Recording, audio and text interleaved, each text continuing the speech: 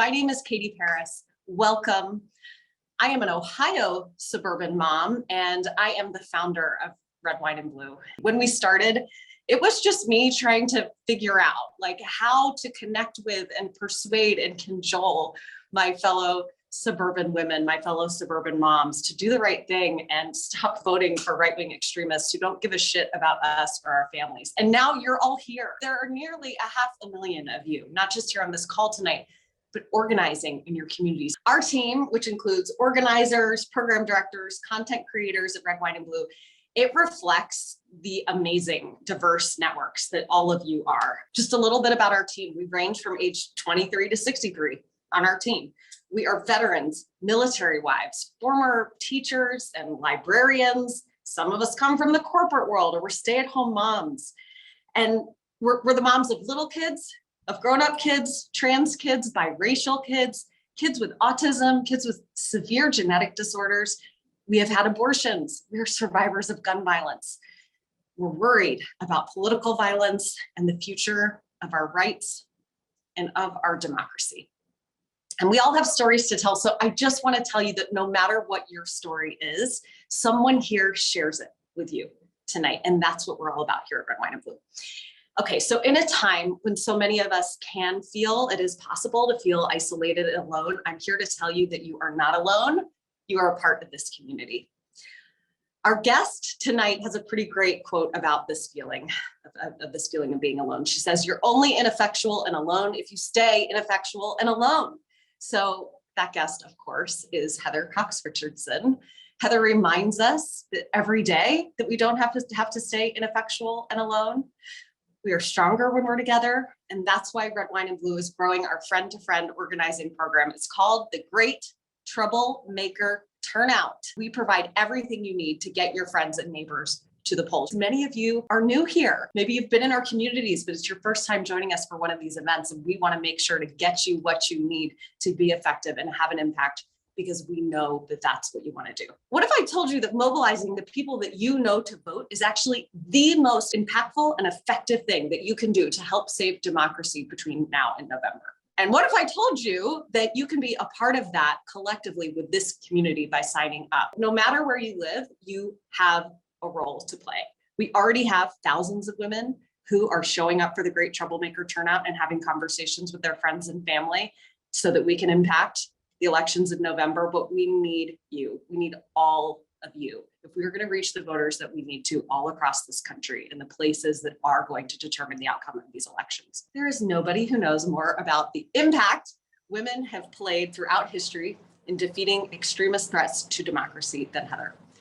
You all know all the rest. She's a professor of American history at Boston College and a writer of the top political newsletter on Substack, Letters from an American. She gives her whole self to her mission every day, bringing us facts, context, perspective, and hope. And she has told us time and time again that our voices matter. So Heather is graciously giving us her time tonight. Welcome, Heather. It's such a pleasure to be here. I'm so glad to see you and to see everything you've been doing, because we've been kind of talking about this all along, haven't we? We have. We first connected during 2020. I have shared with this community that I reached out to you and you responded within the hour, because you want to be there to help inform and support and empower women who want to make a difference in their communities. And so you understood immediately what we were doing. And you came and you did your first event with us, and this is a much bigger one. There are so many more women involved now.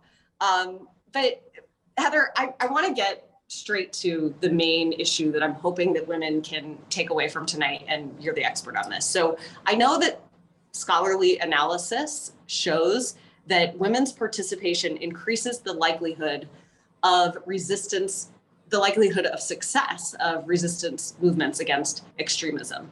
What examples of that stand out to you? Have you seen that in your study of American history? Well, I think one of the things that really jumps out is the degree to which women show up to put in the legwork of organizing and of changing things. And I would not say necessarily that women are less extremist than men are.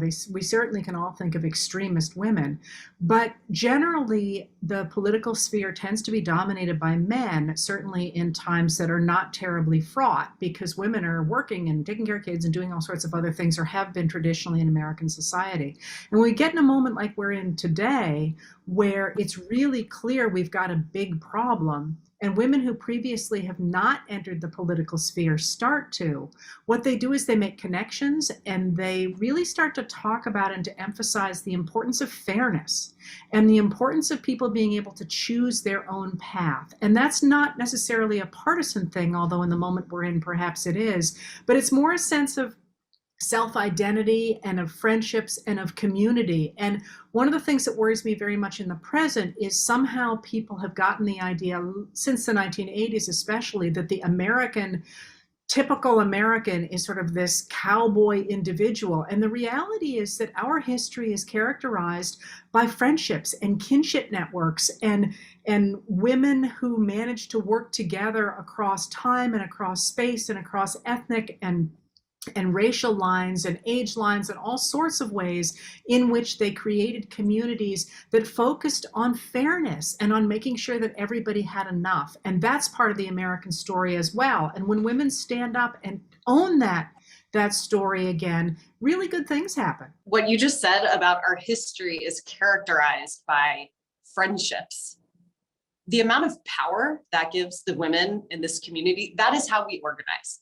It is through friendships. When there is a problem, happening with your kid at school, or whether it's a threat to our democracy, we confront these things by connecting with each other. It's the only way. And it is, especially in this day and age where there's just so much content and people are tuning out, it's like the only way to break through these echo chambers too. I know we're organizing, but I just have to say this whole cowboy thing, you're going to go take on the West and you're going to become the richest cowboy who has the cattle ranch and all that. In fact, scholarship will tell you that the way you made it in the American West was to marry a woman who was well connected, often an indigenous woman or a Mexican or Mexican American woman, because you needed those kinship networks and those friendship networks. And, it's one of those pieces of our history that has been told in a political way that says you need to be the guy on the horse. But the reality was that what made it possible for people to survive in really harsh conditions was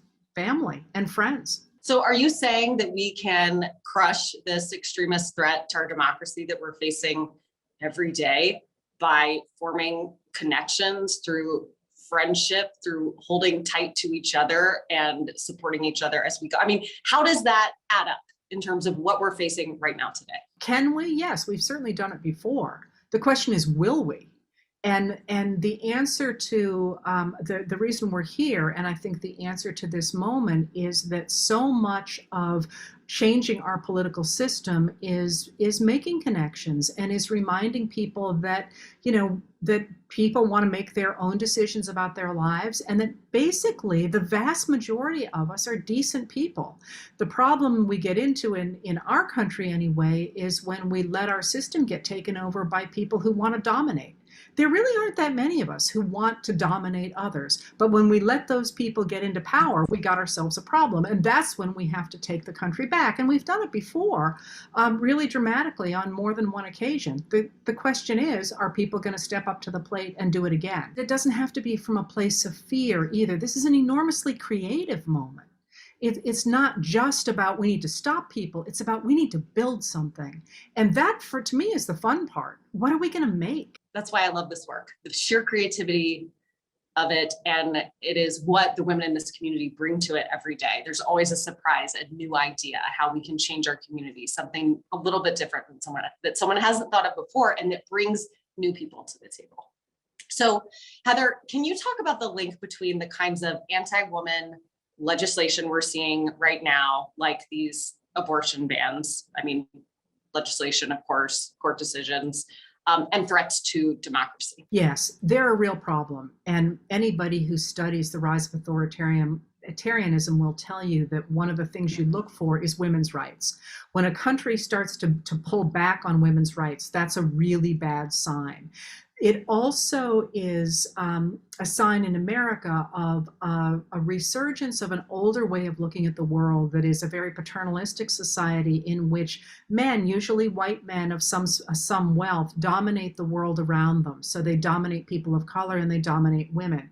And it's interesting in this moment the degree to which that echoes what the enslavers talked about before the Civil War in the 1850s. And we talk a lot, of course, about their stance toward their Black neighbors, but they also talk similarly about indigenous people. And they talked about women in such a way that they said that women were really either for providing money or sexual pleasure, or they should be in the house raising children, rearing children actually in those days. And that idea that there is a certain set of people around the world who see a problem in their minds with modern America because of the emphasis on equality, because they say that that's tearing apart traditional society by making women able to survive without depending on a man's salary, for example, or that permits Black men to compete with white men. That's an attempt in this modern world to impose an ideology of hierarchy, really a paternalistic hierarchical society that mirrors a much older world like that of the 1850s or the 1920s, times in which there were certain people who were privileged in this country and others who weren't. And that really dovetails quite nicely right now with the rise of authoritarianism or neo-fascism in Eurasia, for example, or in places like Brazil, where there's a small group of people who want to impose their will on others and to destroy democracy in order to do that. But I always like to make the next point there, and that's that they're not doing it because they're hoping to restore some kind of religious world in which there is peace and harmony. If you look at any of the societies like Brazil, like Russia, like Hungary, like what's happening in Belarus, these are places where there are very few people who are taking over the political system, and they're making it corrupt and putting all the money into their own pockets. So it's not this idea that somehow these people are destroying democracy because they care deeply about the welfare of women and children, for example, completely a smokescreen, because look where all the money goes. You know, Vladimir Putin's pockets are stuffed full. That money isn't going into taking care of women and children. It's going into his ability to expand his empire across Eurasia. So it's not only a question of an ideological construct of hierarchy that really is biased against women and people of color. There is also a political and economic component of this, where it's the guy who ends up on the top of the heap gets to take all the goodies. Heather, you have been putting the day's news in context for us for almost 3 years now. If I'm correct, September of this year actually marks 3 years of the newsletter. When we first spoke, I remember it was before the 2020 election, and you said, I think I can do this about 100 days into Biden's term. And we were willing that into existence, that was going to be what happened. And here we are, a little bit past 100 days into Biden's term. And I remember you telling me then, this is grueling. This is a lot, which anyone who is watching you do this can absolutely believe. What is keeping you going? It matters. When I write, I'm not only writing about American democracy, in which I have an almost religious belief, but the whole point of American democracy is human self-determination. This is really about whether or not people, my neighbors, my friends, people I don't like, myself, get to determine our own fate. And in the scheme of things that are important as human beings, it's very hard for somebody, at least in my position, whose children are grown, to think of anything that's more important. So yeah, I'm tired. Like this week, there's a couple of times when I didn't get to bed before 4 o'clock in the morning. And I'm not doing it because I like to be up at 4 o'clock in the morning, but because it just happens that I'm the person here who can do it, which I think is probably how anybody ends up in a position where they take on responsibilities that they didn't expect and maybe didn't even want. You just happen to be the person there who knows how to do it. Heather, you do it every day. You do it with unbelievably in a way that gives us hope. And you often do it also with a wine glass in hand. A fun fact that I know about Heather is that she drinks all of her beverages in a wine glass because she found it's the only way she could get her children not to drink what was in her glass, because they would think, oh, that's like, wine, so I can't have that. And so therefore that would be how you'd stay healthy. I have an extraordinarily weak stomach, and every stomach bug in the world my kids would bring home. And so I never wanted to share food or drink with them. But of course you can't keep a 3-year-old's hands out of your plate or whatever, but I could keep their hands off a wine glass. So I drink everything. I don't drink coffee out of a wine glass, but I drink everything else out of a wine glass out of habit, because then I know it's mine and nobody else has had a stomach bug and touched that glass. People always ask me about why I called the organization Red, Wine, and Blue. And I just think I like this story the best, actually. It's the magical solution to all things, staying healthy, changing the world, no matter what's in there. Tonight I have cranberry juice. So Heather, I want to now bring on Julie and Julie, who have been with me at Red, Wine, and Blue. We now have 50 women organizing in the States, another 40 providing infrastructure for what we're doing to support women organizing out there. These two women have been with me since the beginning. We call them the Julies, Julie Womack and Julie Collins. I'm going to bring them up here. You said that our history is characterized by friendships and making connections together, that is how we save our democracy here. And so it just so happens Julie and Julie have something to say about how we can all be a part of that in a very concrete way. We have a lot to say about democracy. I am Julie Womack. I am the Chief Organizing Officer for Red, Wine, and Blue. And I am Julie Collins, the National Organizer with Red, Wine, and Blue. And I'm really just thrilled to hear from Heather tonight. I know that I'm probably not alone in saying that I read her letter every single day. I'm guessing many people on this call do the same thing. So thank you so much, Heather, for keeping us informed and making us smarter. And I always get a lot of hope from the fact that you kind of show us with history and what we've overcome in the past. And it is so great to be on a call with almost 5,000 women who all care about democracy in our country. This energy is amazing. I hope you all are watching the chat. It's going so fast. But now we need to be sure that we all actually take action. I think that we could do it if every single one of us is committed to doing more than just voting. We need to work to be sure that we get the right people into office. And the most powerful thing that you can do is to have everyone you know talking to their friends and family about candidates and voting. This is called relational organizing, and it is the most effective way to get the voters out that we need to win elections. And Julie is absolutely correct. Relational organizing sounds fancy, but it really isn't. It's the simple and proven idea that talking to people you know, your friends, your family, your neighbors, people you see at the gym, people you talk to on Facebook, is more impactful than strangers talking to strangers. This is common sense, right? Totally. And if I get a call from an unknown number, I don't pick up the phone. Now, if Julie were to call me, of course I'd pick up the phone, and you would pick up for me too, right, Julie? Oh, of course I would. But I also ignore spam texts I get from campaigns. But when my group of friends go out to dinner, I know that that is the perfect time to talk and make sure they're all registered to vote and ready to vote this year. The data shows that relational organizing is the most effective thing and the most important way you can do to reach voters and get them to take action. So people talking to their friends is 2.5 times more effective than a stranger having a conversation with a stranger. So someone knocking on your door and trying to talk to you about a campaign or elections. And this makes sense, right? Your friends trust you and they listen to you. Plus, you also know how to talk to your friends because you know what's important to them. So it is worth 10 times more than a door knock, because when you contact your friends, they actually respond, right? You can knock a whole lot of doors and never once have a face-to-face conversation. Think back to that Senate race in Georgia. Did you know that John Ossoff's campaign ran a massive relational organizing program? And in just the last month of the Senate runoff, they reached 160,000 people through friends and family. They got people to vote in a runoff election who didn't even vote in the 2020 general election when Donald Trump was on the ballot.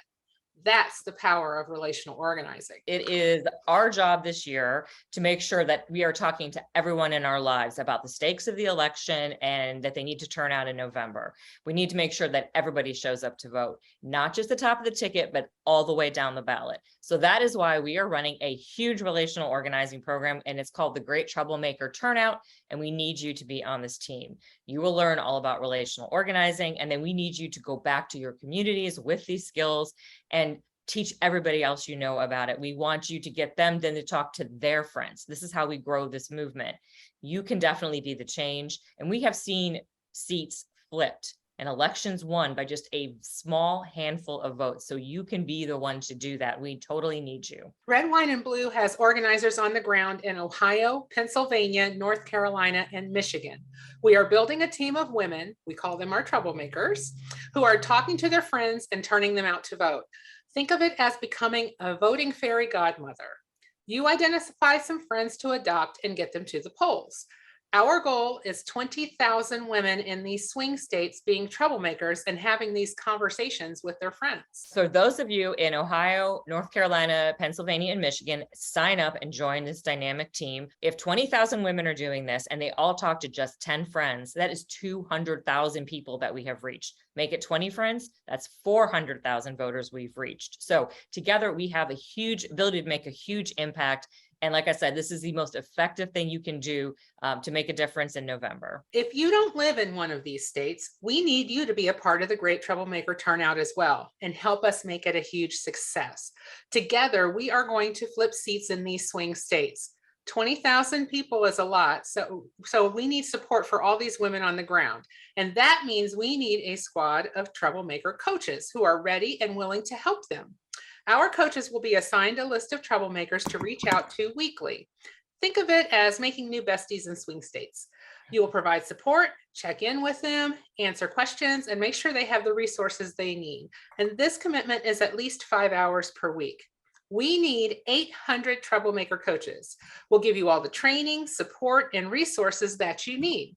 Sign up for the Great Troublemaker Turnout right now, and we'll get in touch with you being a coach. So no matter where you live, we need you all to sign up for the Great Troublemaker Turnout. Everybody needs to be involved. You can become a troublemaker. You can become a troublemaker coach. It is time to show that suburban women will not put up with extremism. And one last thing. Invite everyone you know who cares about what's happening right now to join us. Tell them we need them as we build a huge team of women for the Great Troublemaker Turnout.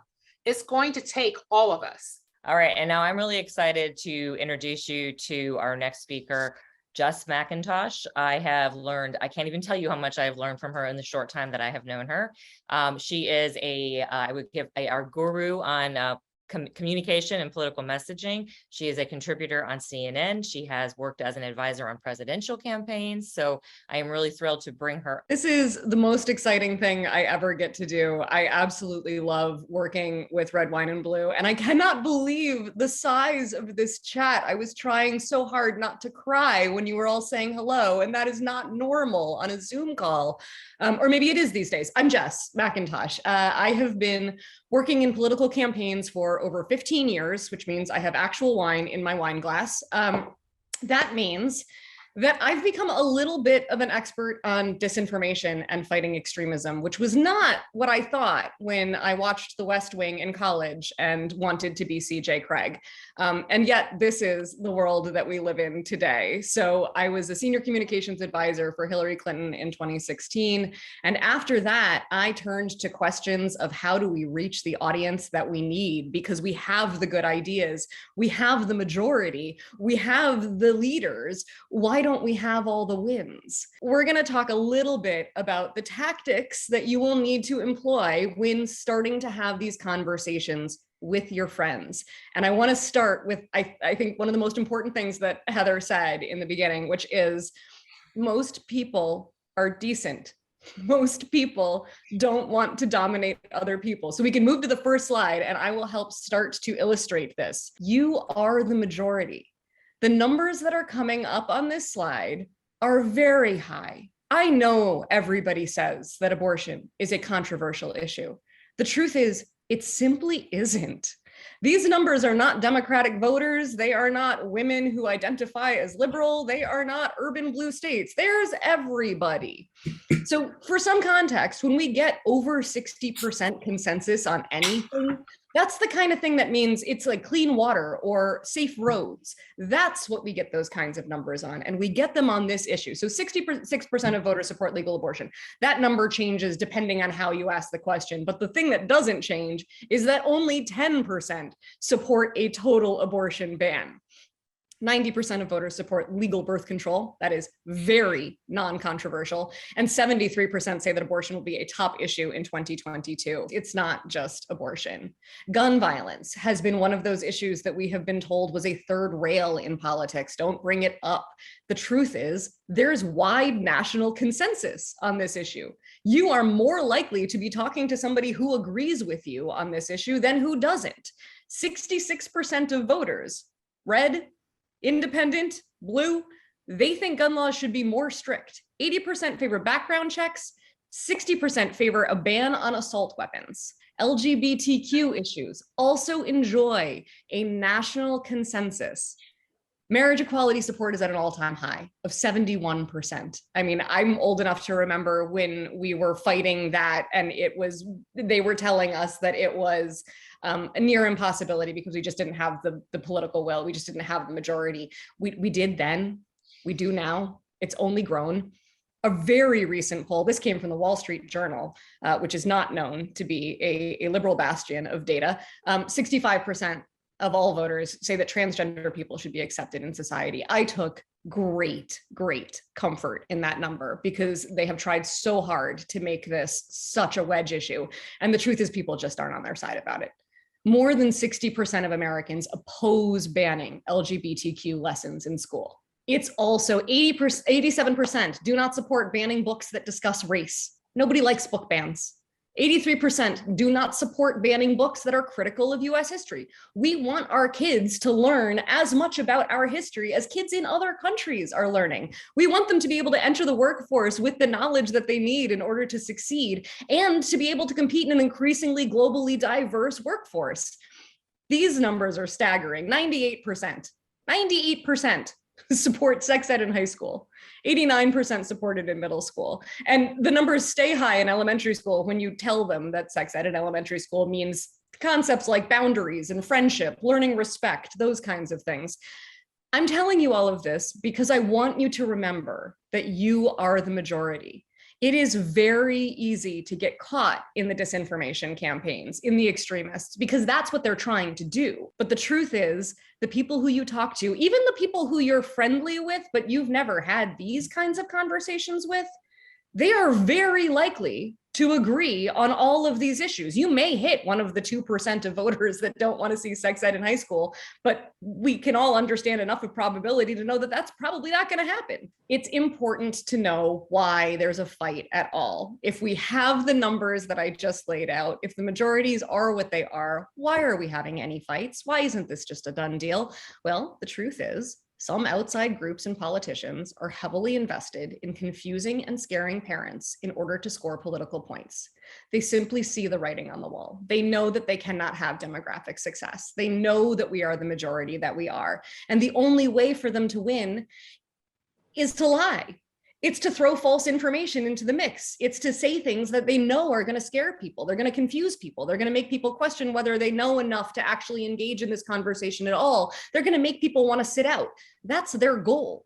And it's important to be clear about that. I'm sorry that good parents who just want to help their kids grow up safely and healthily and as successfully as possible have to deal with something like a disinformation campaign, which is usually the purview of, someone trying to run for president when the Russians are trying to elect somebody else. Like, you shouldn't have to do this, but it's important to know what's happening, why it's happening. It helps everybody feel a little bit more calm and comfortable going into those conversations that you're going to have.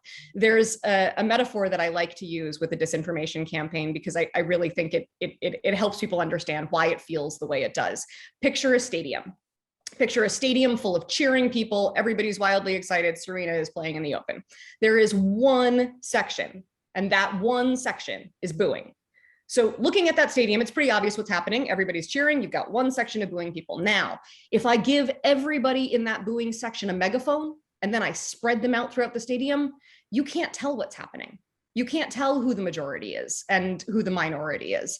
It just looks like a lot of confusion. That is the goal of a disinformation campaign. So that's why I spent 4 slides reminding you that you are in the majority. It's really important to keep that in mind when you're going into these conversations. It'll help you feel less scared to have them. You're going to recognize some of these names that are coming up on the screen because they are already in your towns or you would not be here. These are the people who are parachuting into states that they recognize as politically valuable and causing the bad kind of trouble, we'll say. They're all funded by the same operations. We're talking about the worst of the worst in terms of political funding, the kind of donors that you don't put on websites. They create organizations like this because they lend a veneer of credibility to what is false information, false attacks, lies. They create things like the Medical Institute for Sexual Health, which sounds like a reputable medical health facility. It's of course not. It's run by the same people who run the rest of these organizations. They were the ones that had the anti-masking fights. They are the ones that had the anti-critical race theory fights. They are the ones that are having the anti-sex ed fights. They are the ones having the don't say gay fights. If you think it's odd that the same exact attack is happening in Oregon as happening in Maine, that's because they're all coming from the same source. So it's important to remember that this is what we're up against. They are a minority. They are a well-funded, very pissed off minority. But the only reason why they're so angry and why they're trying so hard is because they know what the future is, and the future is us. The future is people who want people to be able to live the lives that they want to live as safely as possible. This is the only actual piece of like communications 101 advice I'm going to give you. Everything else is perfectly intuitive. Don't repeat disinformation. Even if you say something entirely true, like no one is taking your guns away, or sex ed isn't pornographic. We have seen study after study that show a statement like that is actually counterproductive. Even though it's accurate, it's counterproductive. If you say sex ed isn't pornographic enough, in a couple of weeks, people who agree with you are going to remember that there's something about sex ed and pornography. I can't remember exactly what it was, but there's a link there between those two things. That's what the disinformation purveyors want you to do. So we are not going to do that. If somebody asks or expresses concern that Democrats are trying to take your guns away, you're not going to say Democrats aren't trying to take your guns away. You're just going to say, no, I support basic common sense reforms like background checks and raising the age to buy an assault rifle, or whatever feels right in your heart at that moment. If somebody says, I'm worried that they're teaching porn in school for sex ed, you're not going to say sex ed isn't pornographic. You're going to say, look, students in middle school learn foundational concepts. It's about friendships. It's about learning privacy and respect. You're going to give the accurate information without repeating the disinformation first. Just remember the power of no. If somebody asks you a question, you could just say no, and then say the accurate information after. The flip side of the don't repeat the disinformation, don't ignore it. People want to know what's happening. If they're seeing something alarming on Facebook, they should know why that's happening to them. It's not about obfuscating here. It's about saying you might have been targeted by a false information campaign. The truth is, everything that I said a couple slides ago, there are outside groups and some politicians who are heavily invested in scaring and confusing parents because that's how they're going to score political points. But, and this is where it gets really important, we think our kids are more important than politics. I'm going to say that over and over again tonight, because that is one of the most important phrases that you can keep. Your kids are more important than politics. And the vast majority of the people who you talk to, even if they happen to think that they're on the other side, they're going to agree with you on that statement. So once we can agree that our kids are more important than politics, then we can have a conversation about what to do to support them. Standing up for your beliefs. We don't need to feel defensive about the things that we believe for all of the reasons that I laid out at the front of this, because we are so in the majority, and because we're right, because it is good to take care of people, because it is good to treat them with respect. Every one of our schools includes students who are LGBTQ. That ought to be enough of a reason to provide lessons and educations that speak to them. However, even if it's not, the truth is multiple studies, including the American Pediatrics Association, has shown that kids who learn in an environment that teaches that everyone should be treated with respect, all of those kids do better. all of those kids are less likely to be bullied, discriminated against, or harassed at school, even if they identify as straight. When you're talking about gun violence, say why it matters to you. Gun violence is now the leading cause of death for our kids. That's absolutely wild that we allow that to happen. Our kids should be more important than politics. Abortion, everybody knows and loves somebody who has had an abortion. Women need to have the freedom to decide when and whether to grow their families. That is an almost universal accepted belief. We should have the freedom to decide when and whether to grow our families. So standing up for your beliefs, do it proudly. You don't need to be defensive about it. We are in the right and we are in the majority. So when you're having these conversations, I like to think about people that you're talking to in three groups. We're going to start with the opposition because they are the least important. You will encounter them maybe at a school board meeting, maybe at a school drop-off. They are usually fairly obvious to spot. They're quite angry. Don't engage. The most important real estate is between your ears and for the next 10 weeks until the election. Don't waste your time and energy trying to change the hearts and minds of people who are absolutely indebted to not ever hearing facts. You don't need them. The only time when it makes sense to engage with them is if you get to do what I call fighting in front of the kids. And we all know what this is. Like, try to imagine your adult little brother, right, coming to Thanksgiving, and he likes to get your goat, and he is just going at you and going at you and going at you. And you've got kids around, you've got family around. You're not allowed to tell him what you think of him right now. You have to model good behavior. That is the only instance that I would tell you to engage with the opposition, is if you can explain calmly why you feel the way you do, so that the people who are watching that conversation can hear it. Otherwise, just walk away. This is the one that really matters. These are your friends and neighbors who maybe disagree with you, or maybe they're scared by the disinformation. That's what the disinformation campaign is supposed to do. It's supposed to scare people. So it's going to scare some people who would otherwise immediately agree with you on the issue that you're talking about. So the most important thing to do here is find common ground, because you've got it. We all want our communities to be healthy and safe. We all want our students to feel safe at school and have opportunities for learning. This is maybe like a little bit of a communications tip here.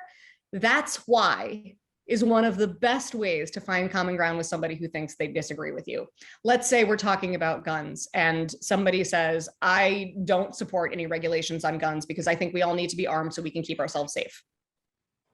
You could say, well, I am also concerned about violence and crime, which is true. We all are. That's why I support common sense efforts like background checks. Our kids deserve to be safe at school. So now you've both agreed that you are concerned about violence and crime in your community. Now you're talking about how to solve it. That can be a very productive conversation. So first, you're going to find that common ground. If there is no need to worry about whether somebody is disagreeing with you or whether someone's been scared off by disinfo, they're just with you pound for pound. Well, then we're going to make it urgent. We're going to make it local, and we're going to recruit. Tell them why it matters right now. Tell them why it matters in your town, and then ask them what they're going to do to help you stop the extremism. That's how we're going to win in November. This is sort of the most important focusing point. You don't have to debate national politics. It's about your town, not Washington. It is about your kids, not partisanship. So when somebody wants to bring up a topic that doesn't have any relevance to your actual school board, you don't have to engage with it. Keep it focused on your town, keep it focused on your kids, and you're going to be wildly successful in having these conversations. And remember that the vast majority of them are going to be friendly. They're going to be with your friends about issues that maybe you've never talked about with your friends before, but they're probably going to be on your side about it. So I just want to end by saying thank you. Thank you all for being here. Thank you all for doing this work. We don't have a democracy without you. I wouldn't be here if I didn't think that Red, Wine, and Blue was doing the most important work in the country, and I am not being hyperbolic about that, but they are, and you are a very, very big, important part of it. So thank you so much. Thank you, Jess, so much. As always, killing it. I told you, you guys, that she's so good. Heather, I wanted to bring you back on just to kind of, what you do is all about combating disinformation by providing that facts, that information, that light, that hope. And I think what's so important is that, your content is so powerful and so sticky with so many people that we have so much disinformation out there, but because there's so much traction on your content, sometimes it even outweighs it. But for those of us who maybe don't have 2 million followers on social, what is your advice for combating the disinformation that we just run into on a day-to-day basis? Well, I thought Jess was great just there, but I also want to point out that while we are sitting here, I am watching the chat go by, and I'm actually reading it. I can't answer it because it's going too fast, but I think it really illustrates that what we're really talking about is community and about friendships and about creating a world that we want to live in and that we want our children to live in. And that, you talk about what I do, but what I do is I translate for everybody else what's happening in the world. I'm really speaking for a community and trying to show them the things that they might not have seen in their usual scan of the news. And I think that's really important for not only organizing to take this country back, but also for looking forward to the country we want to build. And I find that extraordinarily exciting. I'm very proud to be part of this group and to see us coming together and articulating a world that's fair and that is moving toward toward a better future than the one we're in. I also want to say, a lot of you are saying, hey, I'm in Florida, I'm in Arizona, what about me? Where you live is important too. We need this whole country and we need those places too. Red, White, and Blue is a new organization. We are just getting started. We already have 400,000 women as a part of this network, but we are growing thoughtfully. And these are the states we're in now with teams on the ground, but we are a resource and a community to women everywhere. So we have trainings every single week. We're providing resources to support you organizing in your community. With these school board meetings, check out the parent playbook. We have got your back in terms of combating misinformation on sex ed, on CRT, these attacks on transgender children. We're providing those resources for you no matter where you are. And if you're in a state where you feel like, you know what, they could use my help in some of these other states, please do join the Great Troublemaker Turnout. Use that same URL, that same link, no matter where you live. If you're not in one of our states, it will automatically direct you into being a coach, because that's how technology can be cool sometimes. Okay, Heather, I want to bring up a couple of women who are super fans of you. You may not know that you have some of those. Rosalie, do you want to come on and ask your question of our friend Heather? Hey, Rosalie. Hi, Heather. You have so many fans. What is the greatest concern right now? What question do you get the most asked of you? That's a great question. And it is all the time, and it's a really interesting one. And that is, people wonder what is going to be done to them. That is, do we have hope? What's going to happen? What's going to happen if the Republicans take over, the MAGA Republicans take over? And it's an interesting question because people ask what's going to happen to them. And what I always want to emphasize is that it is still our country. It is still our democracy. We still get to choose. So what people are most concerned about right now is that they're not going to have choice about what happens in their lives. And the point I always try to make is that the future is unwritten and we're the ones who get to write it. So I always try and turn that back and say, I don't know what's going to happen. I'm a historian. I can tell you what happened in the 1850s. But what I also can tell you is that the future depends on us today and that we need to take our power. Thank you so much, Rosalie. And we see that so much in our communities every day too. Women really do want to know, what does this mean for me? What does it mean for my daughter? What does it mean for my family? We see women searching for that information it's impacted the information we put on our website, and people are finding Red, White, and Blue because we are providing those answers. I think one of the coolest things about this moment, Heather, is like the interest that people have now in things like state legislatures, state Supreme Courts, because we're learning about these things because they have a direct impact on our lives. They always have, but it's urgent and immediate. And in the past, when I, sort of maybe tried to talk about those things, not so interested, but now because it's so personal, it's so visceral. And to me, that makes me feel more empowered when I enter into these conversations. I think that's right. It's been very interesting for me to watch that. I will also say that while I love that, the other thing that has really jumped out to me in the last 3 years is how smart and creative people are. It's not just about politics. It's about art and about children and about building. And there's so much power that we could unleash for our future. People get discouraged in this moment, and I get that.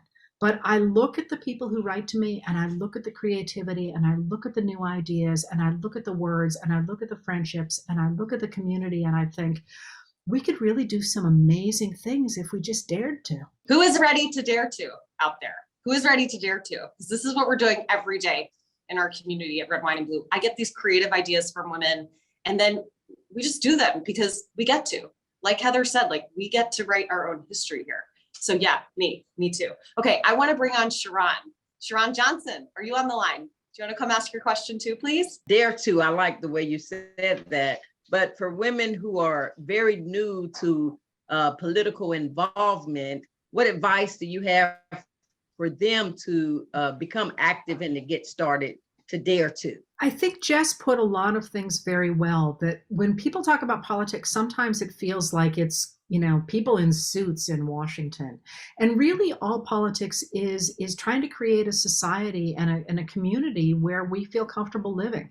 And you can be involved in politics with a small p, if you will, you know, by talking to people at the dump, or by talking to people, you know, in your neighborhood about what they care about and what's happening, and also not being afraid to assert what your values are. One of the things that really jumps out to me about many years now is the degree to which people who were, as I say, decent people didn't push back against people who were not decent people, and just sort of saying, you know, I don't want my children to hear people talk that way, is a really powerful way to carry the community back to where we'd like it to be, to get control again over our communities. And I think that maybe just being who you are, having conversations, and being willing to say what you believe in is far more powerful than people know. They think they sort of have to go out there with swords and have fights. And, you know, as Jess said, and as Katie said, the most powerful way we change society is the way we talk, and the way we make people feel comfortable saying, well, you know, I really didn't like that either. You know, I kind of liked my school boards the way they were. That's an important way to change the world we're living in. And we all know how to do that. We just don't call it politics. Thank you so much, Sharon. So many women come to us who are getting involved for the first time because they're disturbed about what they're seeing at their school board meetings. And they say, you know, I've never done politics before. I helped pass a school levy a couple of years ago. I led that campaign, but I've never been in politics before. I mean, no, you've actually been a political leader. Yes, those are always the women I want to, you know, hold fastest to and bring into our community.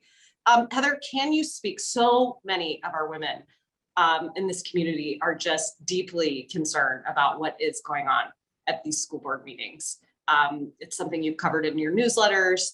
This started last spring, I would say, really ramping up, and it has been covering all different issues of the day, moving from one place to the next. We know they're trying to divide and distract us, but boy, is there harm coming to our kids along the way. And I think something that a lot of women have been bringing up in the chat too is we're disturbed by seeing other women in our communities engage in this. Do you have any, I don't know, lessons from history or context on that? You know, as moms, worried about our kids, seeing this happen so locally, and seeing in some cases even people we know and we didn't think would go there, be a part of these extremist movements. Yes, and I understand how disturbing it is to see people you know behave that way.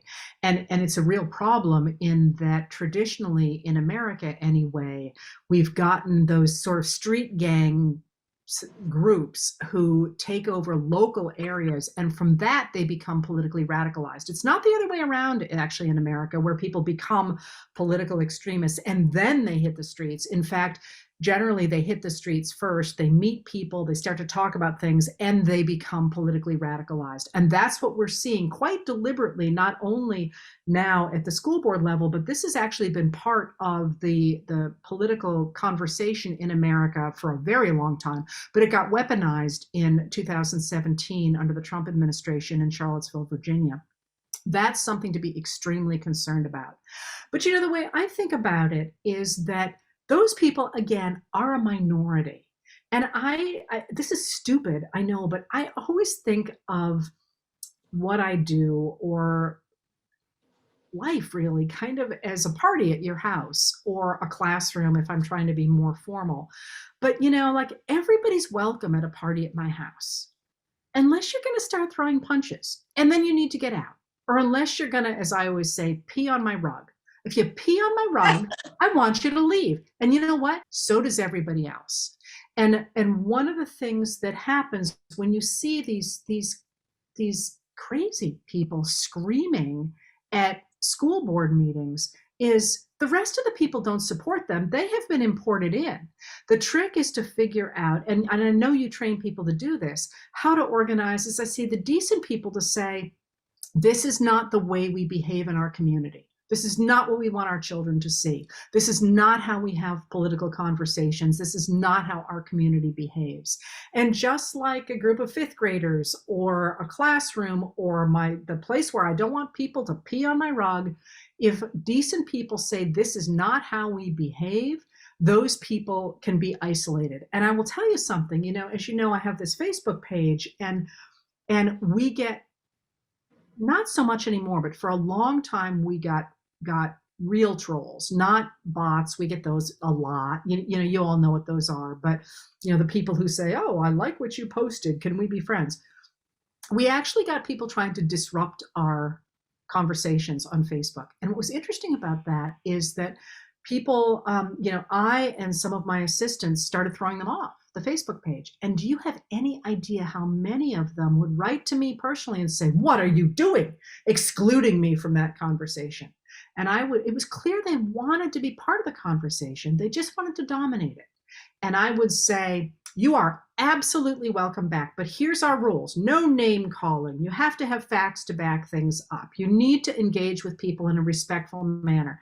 And almost none of them were willing to do that. They wanted to come in and dominate. They did not want to be part of the community. Well, that's fine. They're not part of the community. So I guess it's a long-winded way to say, I think we need to take those spaces back and recognize that the people behaving in that way are not the majority.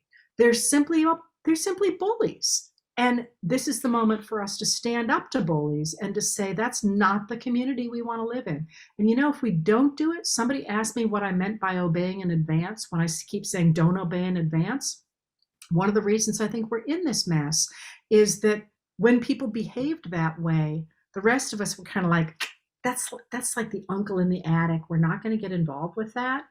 And those people began to dominate the space. We need to take that space back for real conversation, for facts, and for community building in, as I say, a fair way. Like you said, Heather, when we started this whole thing, you are only ineffectual and alone if you stay ineffectual and alone. They are only the loudest voice if we let them be the loudest voice. So I hope what everyone has taken here tonight from being a part of this community, being a part of this event, from sharing this space, this amazing space together with Heather, is that you are not alone. We've got your back. We've got your slides. We are going to be here for you today and tomorrow and the next day. Please, please, please sign up for the Great Troublemaker Turnout, no matter where you are. We need you. We need your voice. And thank you so much to everyone on our team tonight. I didn't see the trolls were kept out of here tonight. And that's an amazing thing with 5,000 people on a Zoom call. So look at the power of this community supporting each other and what we did even in this space here together tonight. I know I learned a lot. I feel completely ready to go. I hope you all do too. We're giving you a clear next step, and it's one that we can all take together. So I hope that you accept this invitation, just as you did accept the invitation to be here with us tonight and with Heather Cox Richardson. Heather, thank you so, so much for being here tonight. And thank you to everyone else here. Isn't it a great community? Oh, it's the best.